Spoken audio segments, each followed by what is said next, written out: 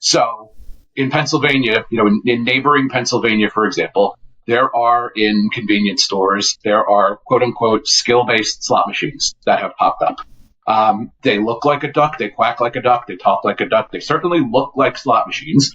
And the legal justification is, no, there is an element of skill to them, and therefore they are not slot machines. They are amusement devices that you can play and win money on and whatnot, but they are not slot machines.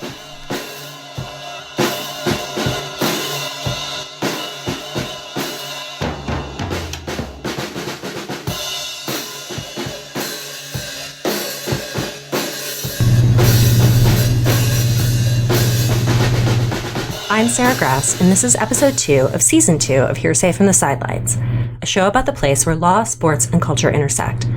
Brought to you by Culture and Sports and Seton Hall Law School's Gaming, Hospitality, Entertainment, and Sports Law program. This season is focusing on the explosive growth of the online sports betting industry as legalization sweeps across the country, and looking at the impact it's having on our relationships with our favorite pastimes. Today I'm laying some groundwork to help those outside the gaming space understand the state laws and regulations that govern sports betting in the U.S., and look at where these state laws intersect with federal law. While episode 3 will focus on the history of sports betting, including the Professional and Amateur Sports Protection Act, PASPA, and the decision in Murphy v. NCAA which appended the federal ban on sports betting, my focus for this episode is to familiarize you with how the legal sports betting industry operates. I want to start with something super basic, which is, what is gambling? Easy. New Jersey defines gambling in Section 2C of its criminal statutes as staking or risking something of value upon the outcome of a contest of chance or a future contingent event not under the actor's control or influence, upon an agreement or understanding that he will receive something of value in the event of a certain outcome. End quote. The term bet or wager in the U.S. Code is almost identical. It simply makes some additions, including a contest of others, a sporting event, or a game subject to chance. But if you pay to virtually draft 3 players and compete to see who can score the most points or get the most yards to win a cash prize, this is considered fantasy sports, not gambling, and is specifically carved out as permissible under the Unlawful Internet Gambling Enforcement Act, which I'll tell you more about in a minute. Or you can buy a $100 contract that will be worth $417 if South Carolina wins the women's college basketball championships, and $130 if they don't, without technically placing a bet. This is an event contract offered on Kalshi, a federally regulated financial exchange, so also not gambling. And even though these examples may look like ducks, quack like ducks, and are treated by consumers very much like ducks, according to our existing laws and regulations, there are some other type of bird entirely. I'll talk in much greater detail about fantasy sports in the next episode, but here's Mark Edelman describing the difficulty with drawing a bright line between real sports betting and fantasy sports. Now, my interpretation of the legal definition that was adopted by Congress in 2006 of fantasy sports separates fantasy sports from sports gambling in 2 important ways. Now, and keep in mind, there are companies that call themselves fantasy sports that, in my mind, are sports gambling. The first distinction is, are you making predictions based upon collections of players or individual game results? And if it's a game result activity or even a single player result activity, that would put you, in my view, in sports betting. If you're making a lineup of several players, that would put you in the category of fantasy sports. And that's one part of the test, but that's not the whole test. The other very meaningful part of the test is sports gambling or sports wagering involve activities where there's a side that's operating as the house. So you are betting against an entity. Now, that is different from fantasy sports, where it's participant against participant, or using the words from the code, relative skill of the players, where the host of this is taking an operating fee, but does not have any financial interest in who wins. They end up in the exact same place economically, irrespective of how the different participants do. Now, that is getting confounded by companies today that are calling themselves daily fantasy sports, but in my view are actually operating prop betting sites. And I'm not going to mention them by name, but some of them have actually been licensed in a limited number of states. You'll hear much more from Mark about fantasy sports soon, but I only wanted to introduce them now to just highlight that laws and regulations about sports betting only impact a narrow segment of a bunch of activities that practically look very similar. When we say that gambling on sports is legal in the US, what that means is that there is no federal law explicitly making sports betting illegal. This means that states have the right to independently legalize and regulate sports betting within their own borders. But there are still some federal laws in place relevant to the gaming industry. We'll have to get into a little bit of history here just to explain the context in which these laws were created. Before the 1960s, states were pretty much on their own to regulate gambling. But in 1961, concerns about the growth of organized crime led to the passage of 3 pieces of federal legislation: the Interstate Wire Act, the Travel Act, and the Interstate Transportation of Wagering Paraphernalia Act. To be clear, these laws were really not aimed at restricting individuals from betting on sports. They were intended to prevent the mob from operating large-scale illegal gambling operations across state lines. The first of these, the Wire Act, prohibits anyone engaged in the business of gambling from using telecommunication systems to 1. Transmit bets or wagers or information that helps in the placing of those bets on, quote, any sporting event or contest, unquote, and 2. Transmit a communication that allows, quote, the recipient to receive money or credit as a result of bets or wagers, or for information assisting in the placing of bets or wagers, unquote. The Travel Act criminalizes interstate or foreign commerce, which includes travel, mail, or other facilities to promote unlawful activities, which may include gambling in some locations, but also includes many other things that violate state or federal laws. Then there's the Paraphernalia Act, which prohibits interstate transportation of materials and devices that facilitate illegal gambling. This particular law applies only to tangible things, which makes it much less relevant when gambling is mostly happening online.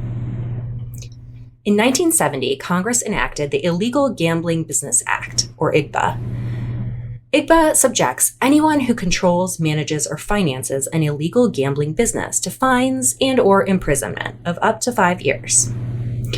Under IGBA, an illegal gambling business is an entity that, 1, violates the laws of the state where it operates, 2, involves 5 or more people who oversee or manage the business, and 3, has been in operation for more than 30 days or grosses more than $2,000 in any single day.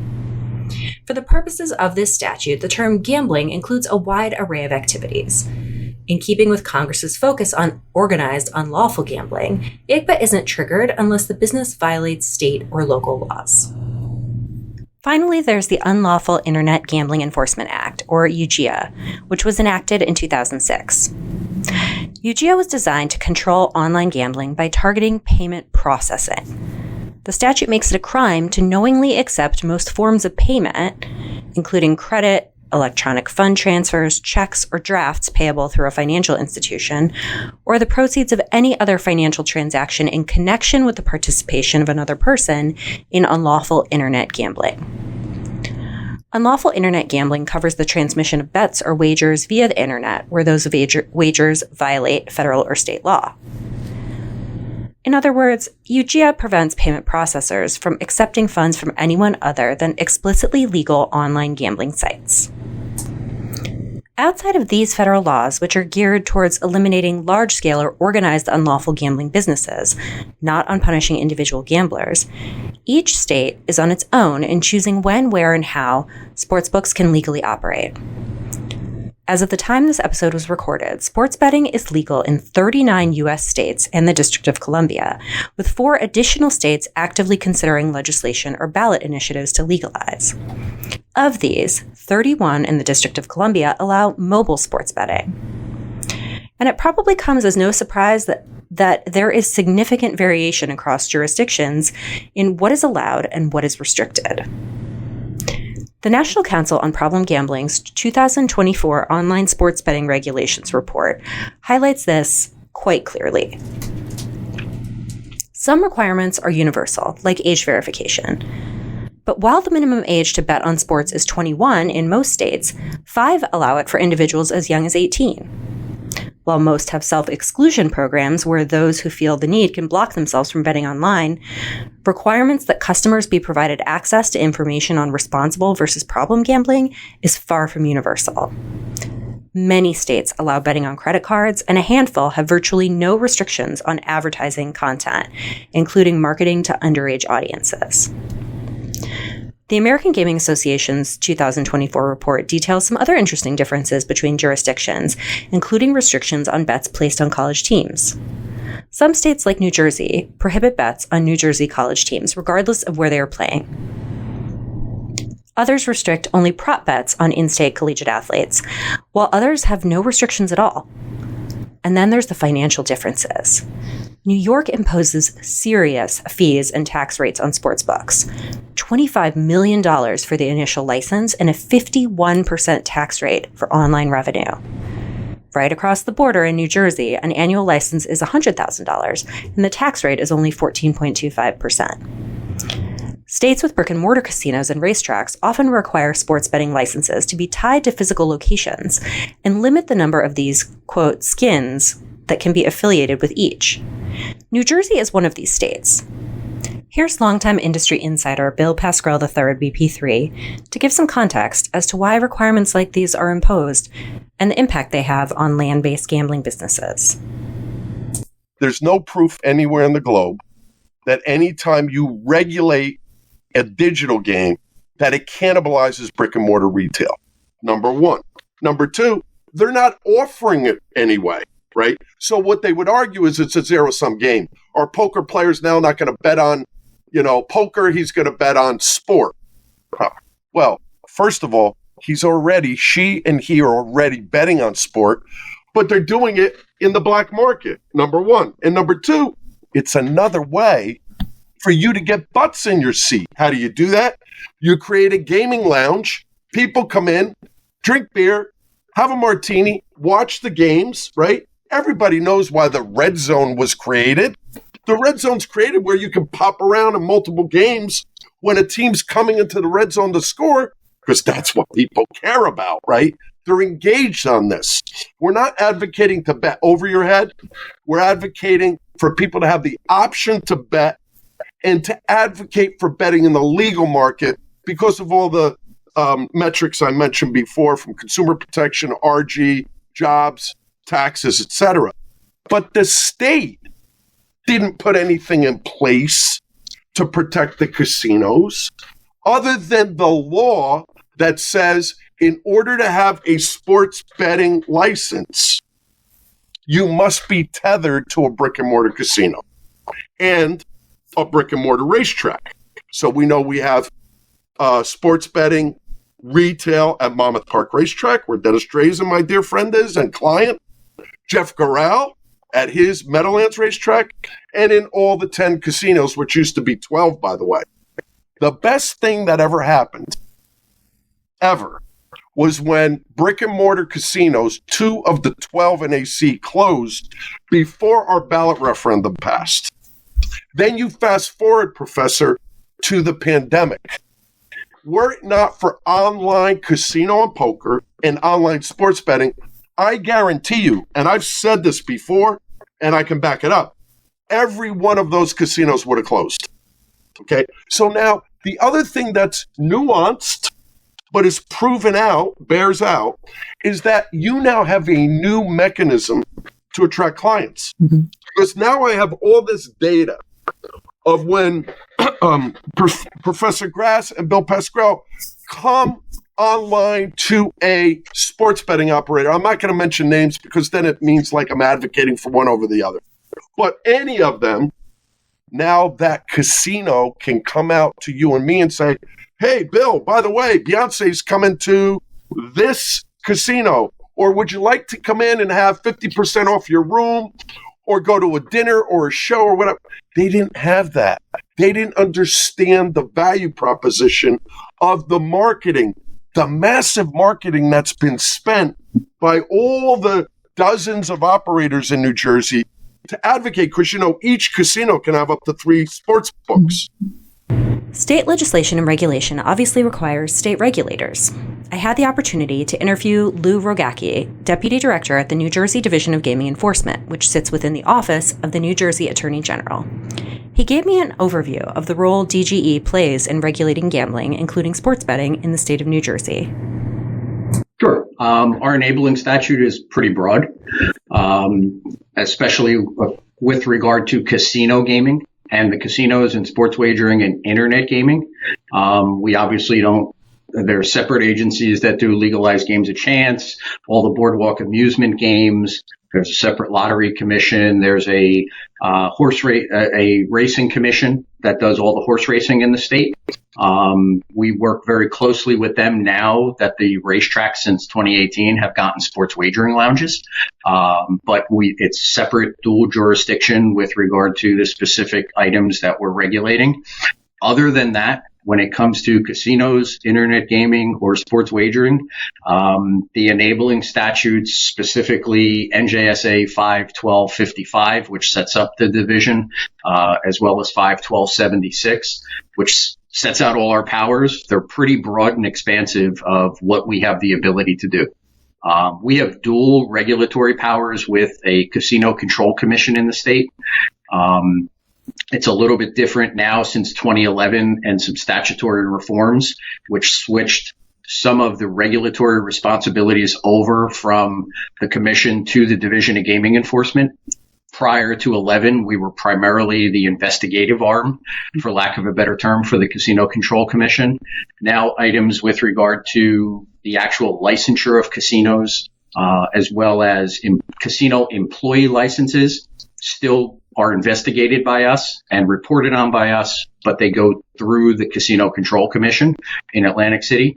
But with regard to all those things I talked about before on what I'll call my side of the house, service industry licensing, all the vendors, all the casino enterprises, all the services ancillary to operating a casino. All of that goes through just our director, and it can be appealed to the Casino Control Commission, but we do it all in-house now. When you consider that Murphy was decided in May of 2018, clearing the way for any interested state to legalize sports betting, the fact that so many states have already done so is a pretty amazing feat.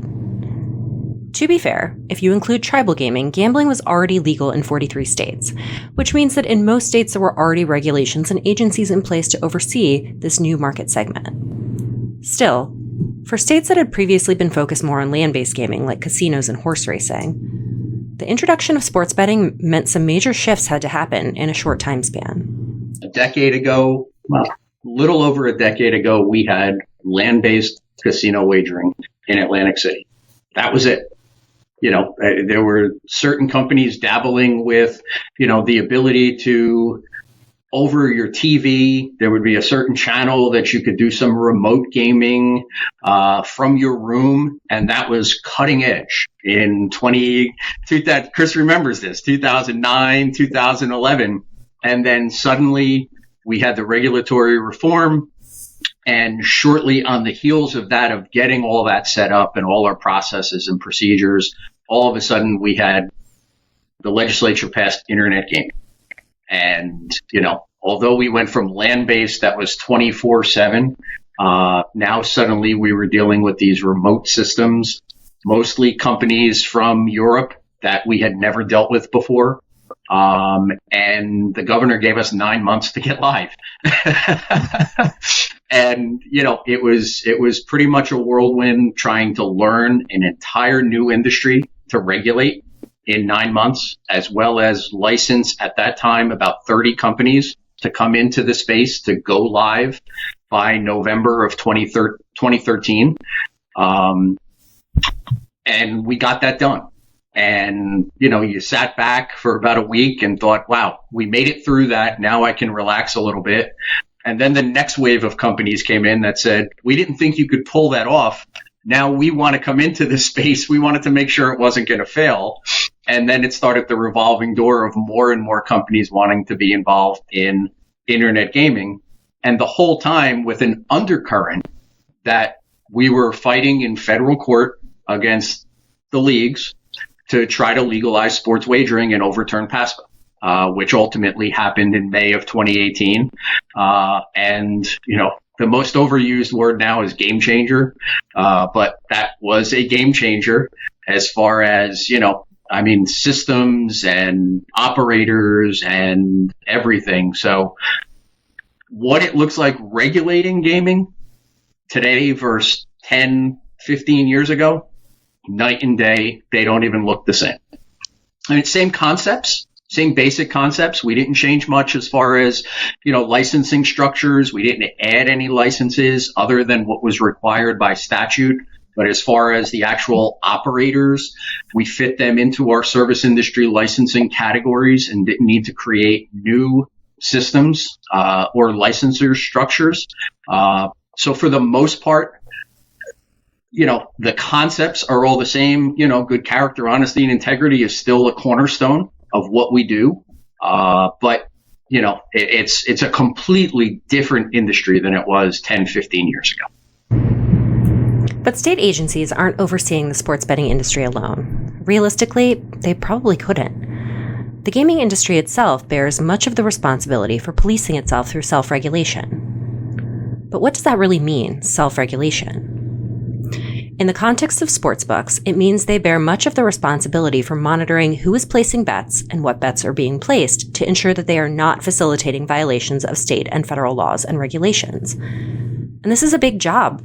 It involves tools to verify the identities and locations of bettors to confirm they are who they say they are, that they're of legal age, not barred from betting, located within the boundaries of the state, and that they have not voluntarily self-excluded. It means tracking the flow of their funds to guard against money laundering, fraud, and theft, while also ensuring that customers receive the funds to which they're entitled. Sportsbooks also need to keep all advertising and promotions within the legal bounds, while also facilitating profit generation and customer engagement. Finally, they have to constantly monitor thousands of events and the wagers placed on them for suspicious activity. It's not surprising, then, that gaming companies have whole compliance teams who work with state regulators to keep this complex regulatory structure intact. My interview with Lou Rogacki also included longtime gaming industry colleague Chris Soriano, who is currently the Vice President and Chief Compliance Officer for Penn Entertainment. Chris is an attorney with a long history in New Jersey's gaming industry, so not surprisingly, he and Lou are on very familiar terms. Chris is, as the compliance officer, and I'd say this if it was any other operator sitting here, the Chief Compliance Officer is the first person who gets the angry phone call from me, the regulator, when something goes wrong. And then we go from there. I have said this at AML conferences. My favorite people in the industry are the compliance people, because they're the ones who try to see it from my perspective and are viewed within their organization as the no people, that they're always saying no. And that's how, the regulator is often viewed. There are often times when Chris and I disagree on something. It comes down to the company's policy. And so Chris is always juggling that versus I'm coming at it as the regulator saying, here's what the statute says, here's what the reg says.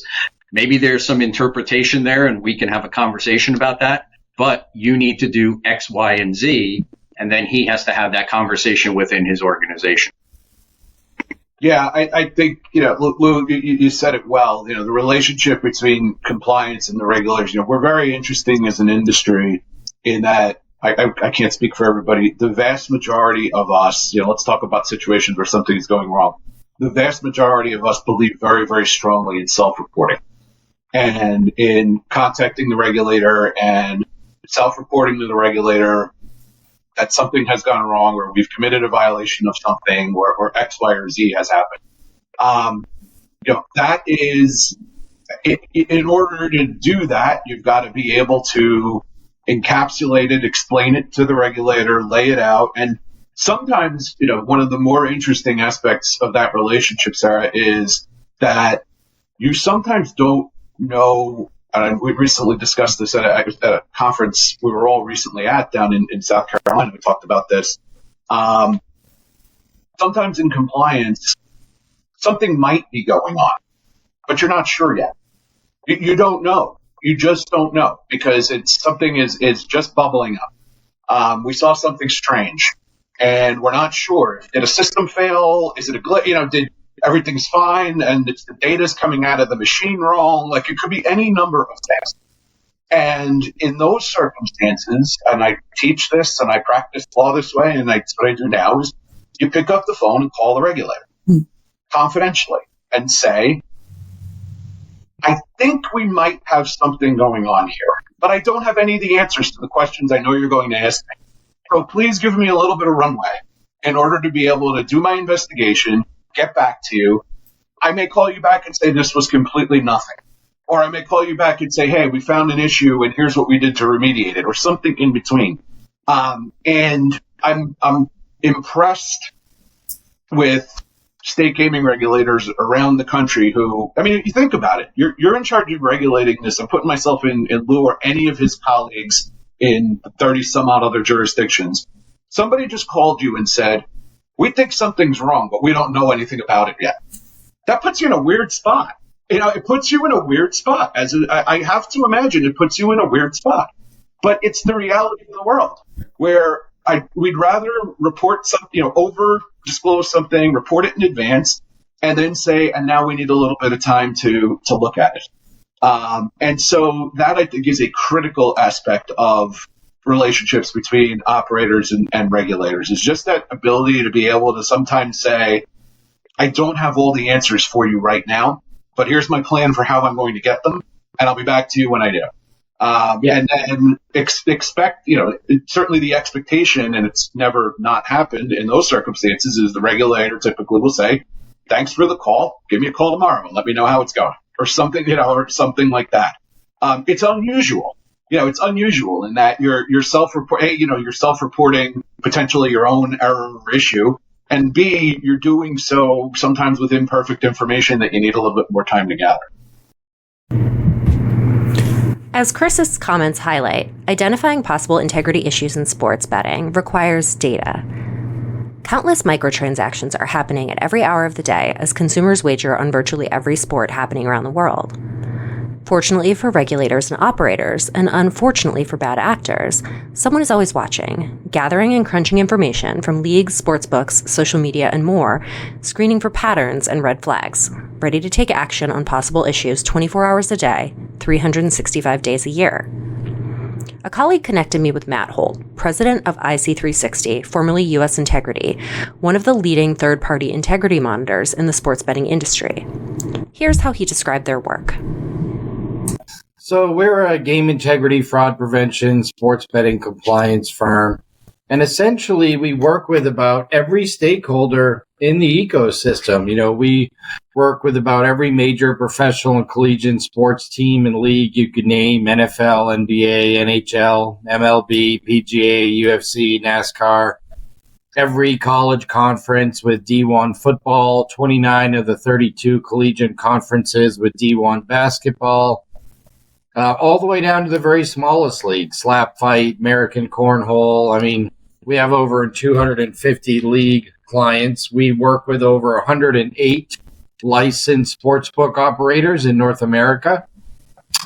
And we are licensed in 39 or 40 states now, as well as the District of Columbia, as well as Ontario, Puerto Rico, and doing a little work down in Brazil and the Philippines as well. And essentially, we pull in real-time data sets, whether it's odds data, real-time wagering data as it happens, live event and statistical data, anonymous reporting, real-time scrubbing of social media. And our system, using AI, just looks for abnormalities. When those abnormalities are detected, they get sent to an analyst for further review. If an analyst determines that there could be nefarious, suspicious, or abnormal activity, we send out an alert to all of the operators and regulators in the industry. We average probably 15 to 20 alerts a month, 75% plus of which lead to suspensions, bans, or arrests related to nefarious or illicit sports betting activity. Integrity monitoring requires deep knowledge of the sports themselves, as well as the complex laws and regulations governing sports betting.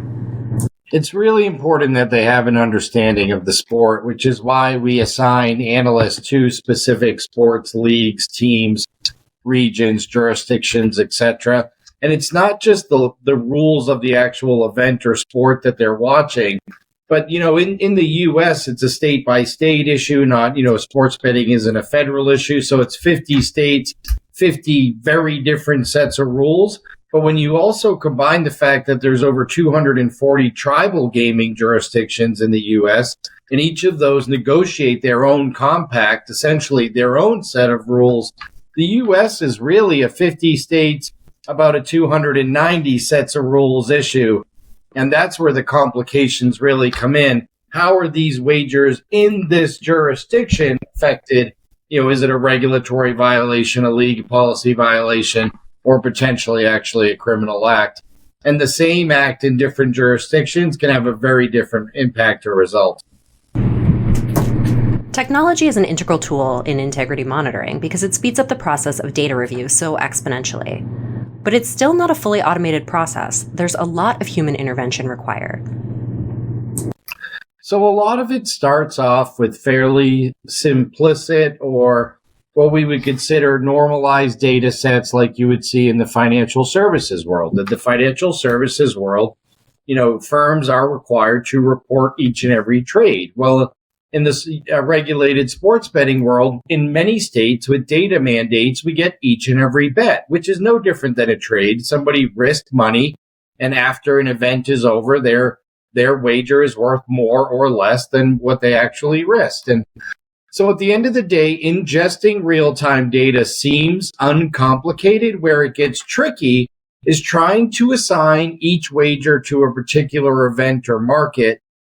There's so much more mapping work than anyone would ever understand. Let's just take a team, really simple. I see Seton Hall in the background, so I assume there's New Jersey up there. Let's say it was the New York Jets. And for just as a very easy NFL team, you could see 25 to 30 different abbreviations on a betting ticket to describe the New York Jets. NYJ, New York Jets, Jets. NY Jets. And there's just so many different variations, and we need to make sure that the system knows that this bet on the Jets, especially if it's a game in December, you have the Winnipeg Jets, that's a professional hockey team, you have the New York Jets. How do we make sure that this wager is attributed properly to a bet attempted to be placed on the New York Jets? And because there's so many different platforms out there with over 100 licensed regulated operators in North America, there's a lot of mapping, normalizing, and cleaning of data. And that's really important that that's done quickly and in real time, because you need to have clean, normalized data going through the system, running through the algorithms and models in real time to ensure that you can identify instances of abnormalities and get them to an analyst to investigate in a time frame prior to bets being paid out. So even if we catch these abnormalities an hour before the game and the game's 3 hours long, we have to investigate it, get reports out, get information back, and send something out on alert on the game prior to that game ending, because once that game ends, those sports books are going to pay all those folks. And once you pay somebody who basically manipulated or might have participated nefariously, they're going to take the money and run. Trying to recuperate that money after it's been paid is borderline impossible in a lot of cases. So it's about the quality of data that we get too, and ensuring that that data comes in is quickly, clean, normalized, able to funnel through the system, get to an analyst, get reports out, receive information back if we have requests from operators, and make a determination really quickly in real time, which is why we're actually using more and more AI. Because at the end of the day, we need to be better and better at identifying what is a real abnormality of substance and of concern to us as quickly as possible. Timing really does matter when detecting these type of things in the sports betting world. But even with all of these tools and resources and teams of people in place, licensed operators, regulators, and monitors can only do their work in one part of the market. And despite the hope that legal sports betting would kill the demand, there is still a large and constantly shifting segment of the sports betting industry that is operating outside their authority, presenting them with new legal challenges every day. Lou talks about the jurisdiction of the division and the jurisdiction of the Casino Control Commission and how broad of a grant of authority the legislature gave to those agencies in New Jersey. There is a really interesting legal issue that's playing out, not necessarily as much in New Jersey right now, but in a couple of other states, relating to oversight, for lack of a better term, over illegal gambling. So in Pennsylvania, in neighboring Pennsylvania, for example, there are in convenience stores, there are quote unquote skill-based slot machines that have popped up. They look like a duck, they quack like a duck, they talk like a duck. They certainly look like slot machines. And the legal justification is, no, there is an element of skill to them, and therefore they are not slot machines. They're amusement devices that you can play and win money on and whatnot, but they are not slot machines. There is a fascinating legal question playing out in the Pennsylvania courts now over who has jurisdiction over those games, because there is an interpretation of the Gaming Act that says the Gaming Control Board has jurisdiction over that which is legal and does not have jurisdiction over that which is not legal. And so for the Gaming Control Board to be able to say these games are illegal and therefore you need to stop them, there's a jurisdictional question there because of the way the statute is written. Is it a law enforcement question versus a Gaming Control Board question? I think the same is true with respect to illegal offshore betting websites that are still very, very popular in the United States. Despite the spread of legal gambling, the efforts by industry operators, by regulators, by others to educate the public that there is legal, regulated online gaming and there is illegal, unregulated online gaming. Many people don't learn the difference until they don't get their money back from an illegal, unregulated online gaming company. They call Lou, and Lou says there's not a whole lot I can do for you because they're illegal and unregulated. But the question becomes, if you want to prosecute them or you want to bring an action, who has jurisdiction to do that? And there's this question about, do gaming regulators, based on how they were created, have jurisdiction over illegal activity as well as legal activity, or is that something you have to send to the Attorney General's office or to whoever else? So when you talk about boundaries, that's another interesting boundary issue that the industry is struggling with right now, which is, where does the legal regulator's jurisdiction end when conduct that is clearly illegal but gaming has popped up? Perhaps only a question some of us on the law professor side could love, but it's fascinating because it has real consequences. If there's illegal activity going on, who's prosecuting it? Yeah, and it goes beyond that, Chris, and you and I have talked till we're blue in the face on this issue. Our powers stop at entities that have contracts with casinos to operate, especially with sports and internet gaming. There are numerous companies out there, and we get the reports on a weekly basis. I can't get my money back. I tried to withdraw. And these are all companies not licensed and regulated by the Division of Gaming Enforcement or any other U.S. state gaming regulator. And we're not talking about companies that are based in New Jersey that are doing this. We're talking about multinational corporations. We're talking about entities that are in Costa Rica, that are in Curacao, that are in the Isle of Man. So it goes beyond what just my powers are as a gaming regulator in New Jersey. Yes, I can send a cease and desist, but my ability to enforce that beyond the boundaries of the state of New Jersey are severely limited. Same for the criminal prosecutors we work with. Their powers are to enforce the criminal laws in the state of New Jersey, and the ability to get to someone outside the boundaries of the state is increasingly difficult. And it's a situation that, state legislatures are going to have to look at or beyond. Enforcement gaps are a serious concern that have been raised by various factions.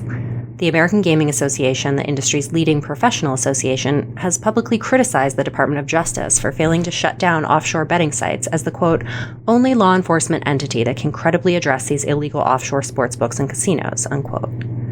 A coalition of 7 state gaming authorities also recently implored the federal government to provide greater assistance to state regulators seeking to prosecute illegal gaming activity. Cease and desist letters from state gaming boards to the operator of the popular offshore site Bovada have led to its restriction in some jurisdictions. But this is more symbolic than actual, since anyone with a VPN can bypass those restrictions. It's unclear to me what specific actions the AGA and state regulators would like the DOJ to take. While some of the federal laws I mentioned at the beginning of the episode would allow the prosecution of U.S.-based banks, payment processors, or other businesses who advertise or facilitate unregulated offshore betting, the possibility of reaching and prosecuting the actual operators seems pretty remote. State legislatures are certainly looking to address some of the gray area activities that Lou and Chris mentioned. An assembly bill was recently proposed in New Jersey that would make so-called sweepstakes wagering unlawful. Sweepstakes sports betting functions almost exactly like traditional online sports betting, but uses a virtual currency that can be purchased with and then exchanged for actual money. Florida is also considering legislation that would make sweepstakes illegal, although it more broadly makes participating in online sports wagering a misdemeanor offense and operation of an online sports betting site a felony. And some states who originally jumped on the legal sports betting bandwagon are now reversing course. Members of the Vermont General Assembly recently introduced a bill to repeal the legalization of sports betting and the state lottery. The Maryland State Senate is considering a similar measure. It's not entirely clear why some states might want to walk back their sports betting laws while others are still considering legalization. While legal sports betting conveys many benefits to states and their residents, it also clearly contributes to some serious social harms. Could this drive a backlash against the industry? Or is it a response to concerns about the impact on athletes and the culture of sports entertainment? These are some of the issues I'll be addressing in upcoming episodes of Season 2.